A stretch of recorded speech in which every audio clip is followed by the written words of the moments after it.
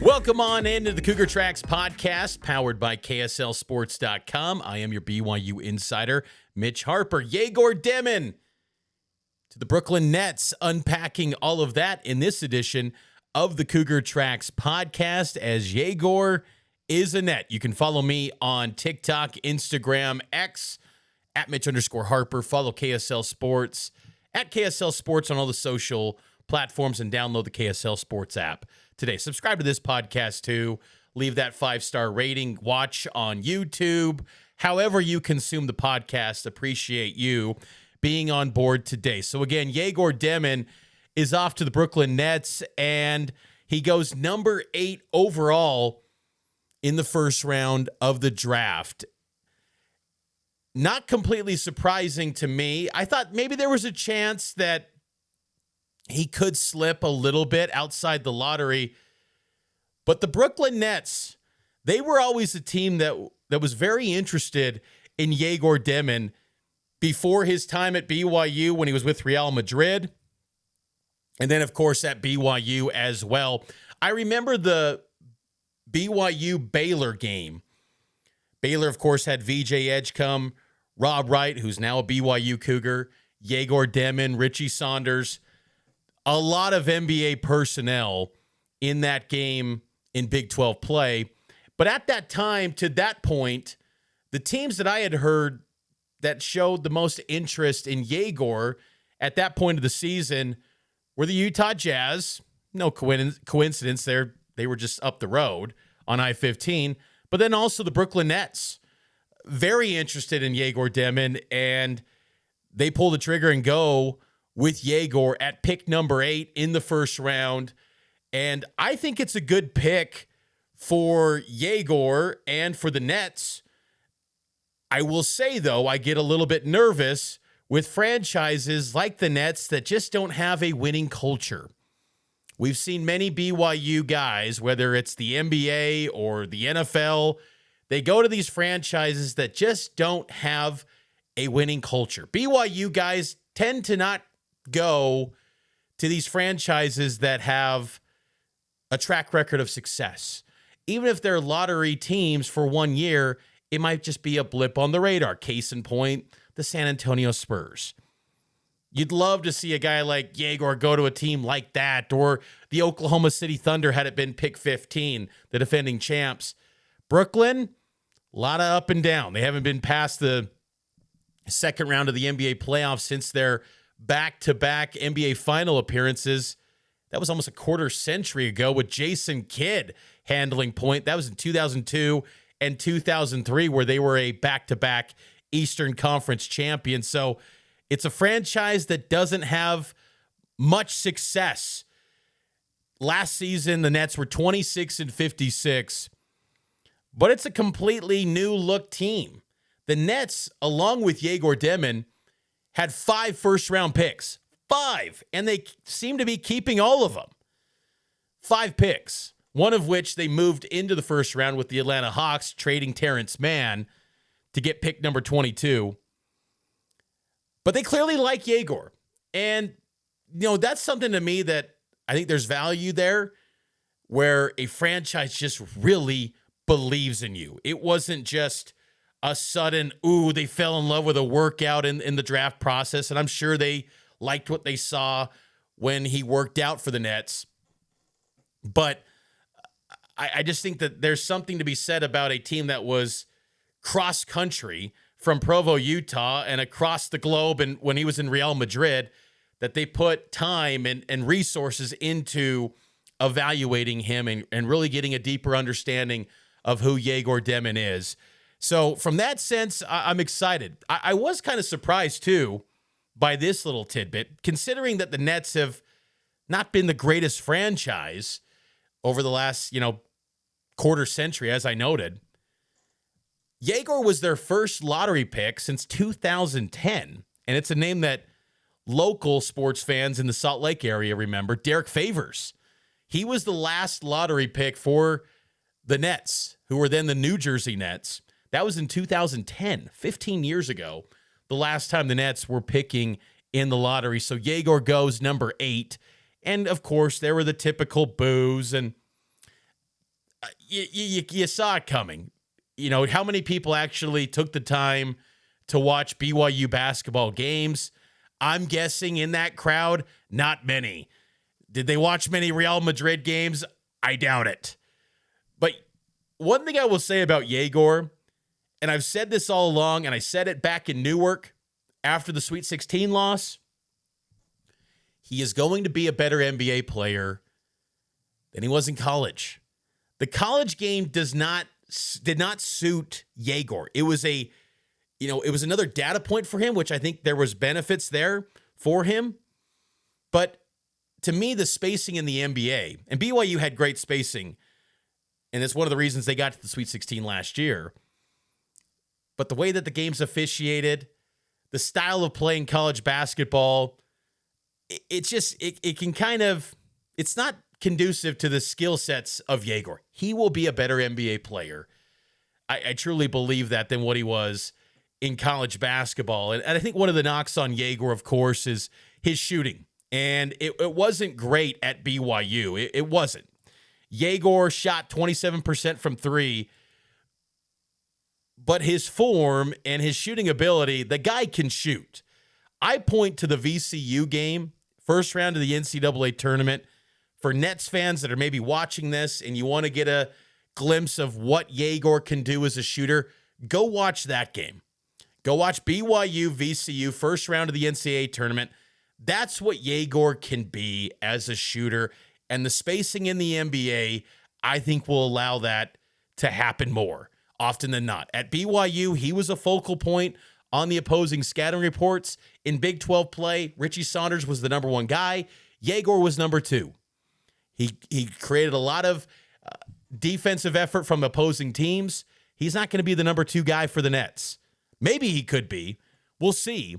But, I just think that the fit in the NBA is going to be great for Egor. And I think guys like Cam Thomas, Cameron Johnson on the Nets, some prolific scorers on that roster, they are going to love getting passes from Egor Demin. The guy is an outstanding passer. I remember in preseason, it was the exhibition, when I asked Kevin Young who he is reminded of when he sees Egor pass the ball.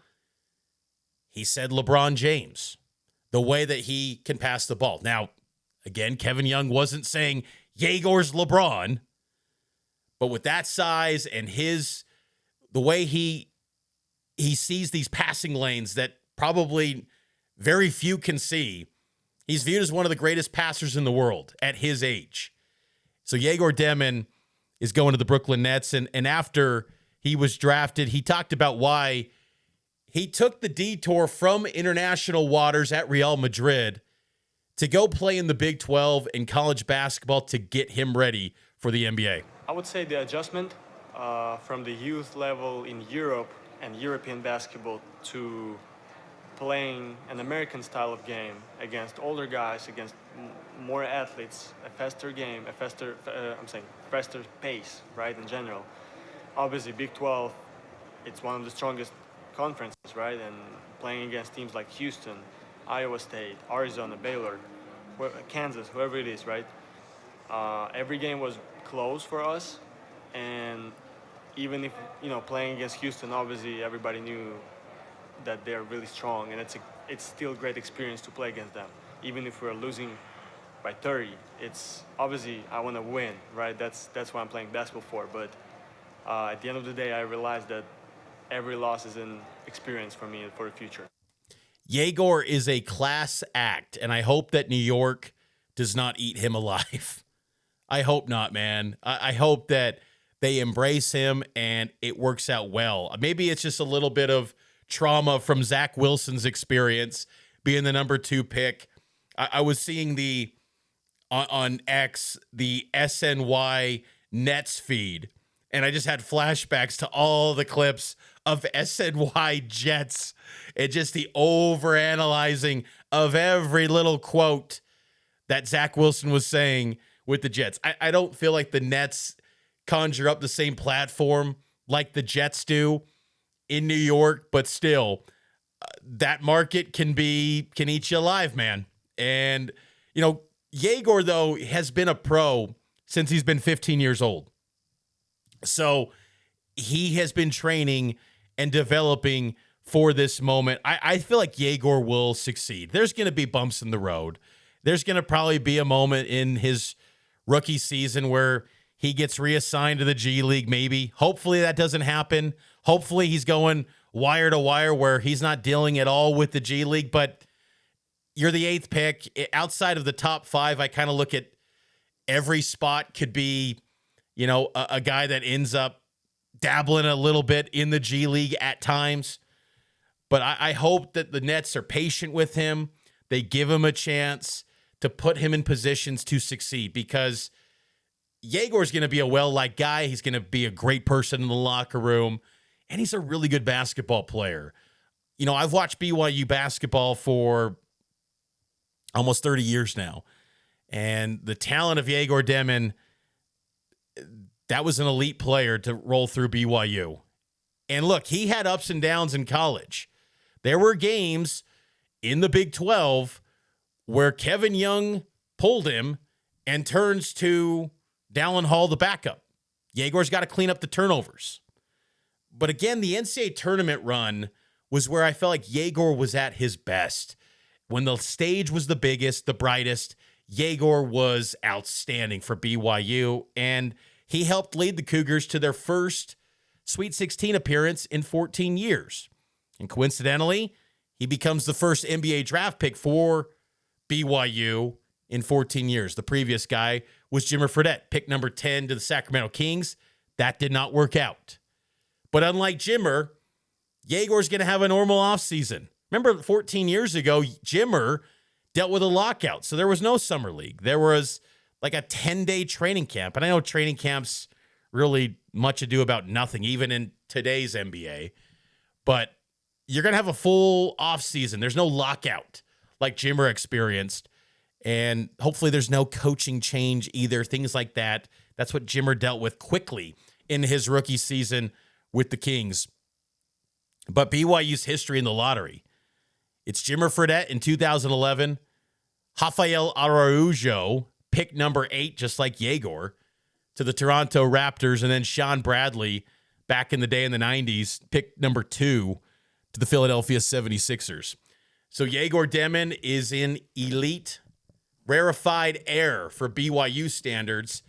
And after 1 year, Kevin Young produces a top 10 draft pick. Pretty awesome stuff.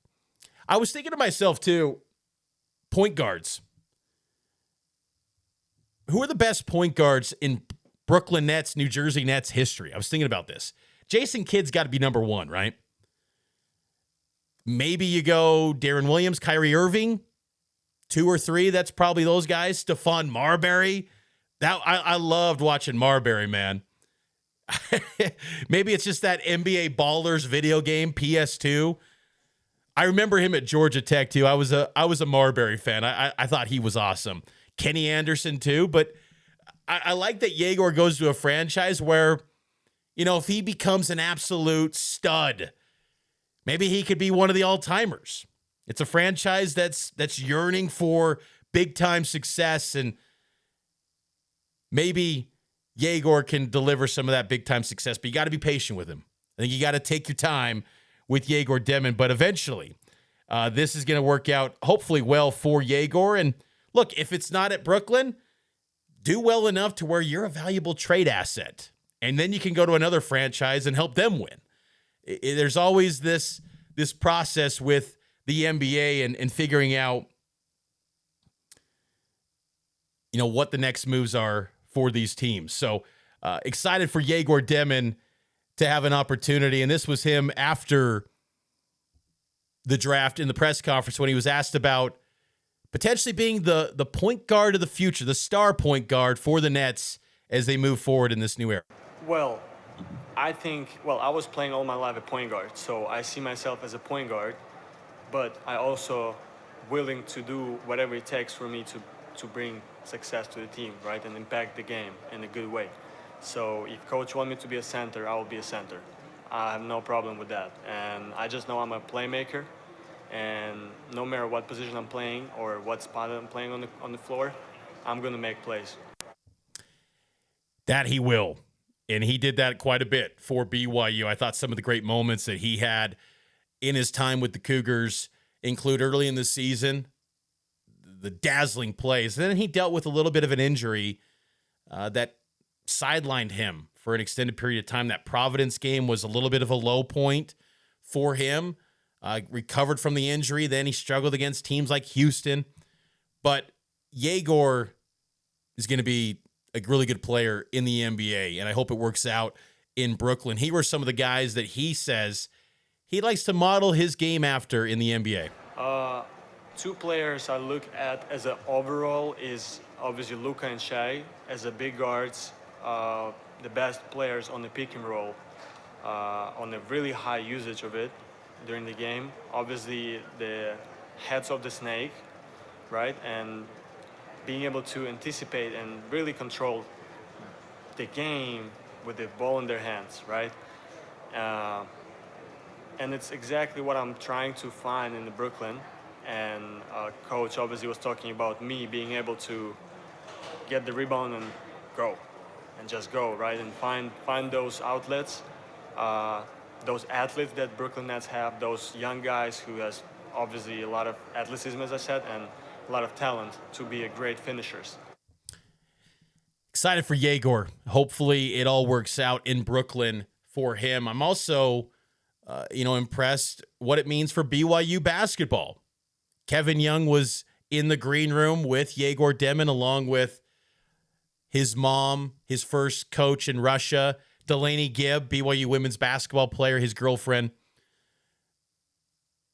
But Kevin Young, in 1 year with the BYU basketball program, inherits a program that very good. BYU basketball has not been some down and out program. He inherited a good program, but he had to basically flip it on the fly because a lot was missing. Yet he was able to retain Richie Saunders.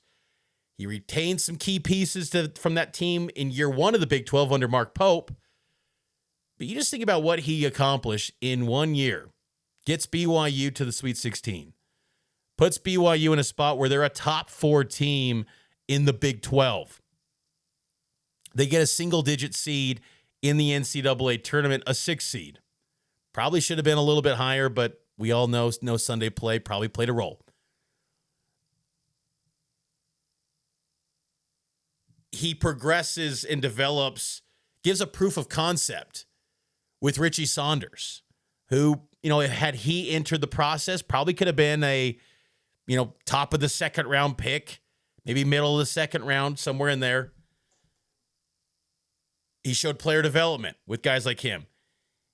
Egor Demin maintained his draft stock.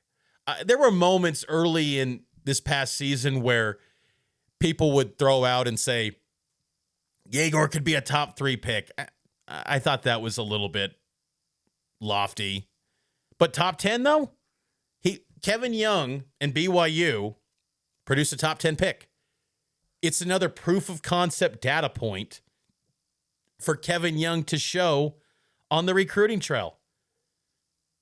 He talks about it's not hypothetical. He showed it. And I will also say, too, the pick of Egor Demin at number 8 to the Brooklyn Nets, it's also, to me, a respect from the Nets to Kevin Young getting a prospect that's being trained like an NBA guy already. Egor Demin steps into the Nets, and sure, there's going to be a lot of new, and his head's going to maybe be spinning a little bit. But being treated like an NBA guy at BYU and playing like a pro since he's been 15, this guy's been preparing for the pros really his, basketball career. And BYU helped kind of accelerate that a bit.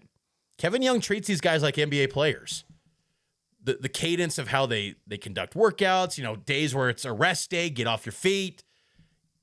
Kevin Young runs an intense program, but it's also modeled after the NBA. An NBA strength and conditioning coach, nutritionist, all these things. So again, the Nets get a guy like Demin. It's not going to be a complete whirlwind the way that their franchise is structured, because Egor is in a program that's trying to operate like an NBA program, because they have coaches like Kevin Young, Will Voigt, Jordan Brady. You can go on and on down the list. Michael Davey, Danielle Lafata. I mean, all of these individuals that have been around NBA franchises, they're in that building at the Marriott Center Annex, and they're running an operation like an NBA team. I think that can help boost the stock of BYU guys going forward too. I think of it like back in the day, Lavelle Edwards. There was almost this respect from NFL franchises. You get a Lavelle Edwards guy, he's going to be a certain way. He's going to conduct himself a certain way. It's also, Nick Saban teams in Alabama. Years ago with Pete Carroll and USC, I remember the backup quarterback, Matt Castle, gets drafted because he was at USC. He's being developed like a pro at a pro college program. That, to me, helped the cause of Egor Demin getting to the top 10 as well. And just the Nets liking Egor Demin, clearly. But the way that he's being developed at BYU, there's a respect for that. And I think that can only help the cause going forward for Kevin Young. He wants to build out these proof of concepts to show to recruits, to players in his program, to retain them when the transfer portal season comes up. Hey, look what we can do. Look what we've done already. Next year, BYU could have 3 NBA draft picks. AJ DeBonsa could be the number 1 overall pick. Rob Wright, Richie Saunders. They could have 3 first-round picks potentially coming out of BYU next season. 3. I look at Richie Saunders as a guy that could be that first-round pick, potentially, the back end of the first. Why not? So, proof of concept. It's not hypothetical. Kevin Young delivering in droves in his first year at BYU. And the thing is, I think he's only getting started. After his loss in the Sweet 16 to Alabama, I said the comment, and maybe the wording was a little bit, not respectful to that team, that first BYU team under Kevin Young. But I said that was just a starting point of the talent of the teams. The teams are only going to get more talented going forward under Kevin Young. Year 2, much bigger, much more athletic. There's pros on that team. BYU is only going to continue to evolve and get more talent as the years go by. But you got to have these proof of concepts at BYU. You're not just an established program yet. You still got to stack them up. It's cliche, but that's what it is, and that's what they lean on at BYU with Kevin Young, stacking days. They got to stack up these proof of concepts to show to recruits, to players in their program to retain them, to boosters. This is all in motion. And if you're a booster, you're going to continue to want to have NBA draft picks. So continue to invest, continue to throw the money at getting these guys. Again, I know BYU is not going to be the highest bidder, but you got to have a starting point. You got to be competitive. You got to match offers. And it might be worthwhile because KY is going to get him to the NBA. So it was a big day for BYU as well. Egor Demin, number 8 overall pick in the 2025 NBA draft. It's going to be fun to monitor Egor in his NBA career, watch him in Summer League, and just monitor a BYU guy in the league. Think about that too. BYU basketball fans and BYU sports fans in general, I think the NBA has just always been a feeling of, well, that's just a world they don't operate in. Well, you better get more familiar with the NBA now because that world is crossing over a lot more with BYU. As crazy as that sounds, it truly is crossing over more, and it's going to be a place where I think BYU is going to have more draft picks in the future. It's only starting with Egor Demin and should be exciting going forward in the future for for Cougar basketball. But that's going to do it for this edition of the Cougar Tracks podcast. I hope all of you enjoyed it. Make sure to subscribe to the show, leave a 5-star rating and a review. Give a thumbs up on this YouTube channel, KSL Sports YouTube. You can check out all the video podcasts of this program. And again, go to Apple, Spotify, Pocket Cast, wherever you get your podcasts on audio. Subscribe and give a 5-star rating. It would help out the show a ton. I will talk to you next time here on the Cougar Tracks podcast that's powered by KSLSports.com.